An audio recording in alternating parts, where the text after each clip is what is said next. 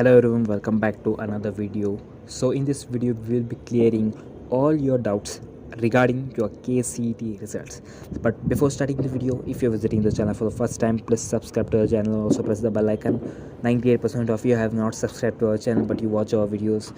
Please subscribe as it will be a supporting for us, as we'll be creating a lot more many contents for you in upcoming days. So make sure you subscribe to our channel and also watch this video till end to get a complete information of when your results will be announced.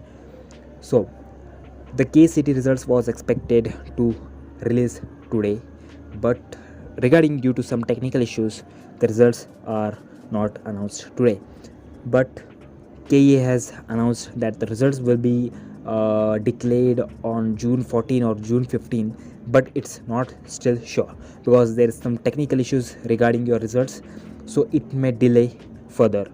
So I will not be able to tell you some exact date when your results will be announced, but you may expect your results in the range of June 15 or June 14 to June 20.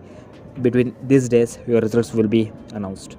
We'll be updating you whenever your results will be announced, and so that you subscribe to the channel so that you don't miss any of the updates regarding your Kcet results.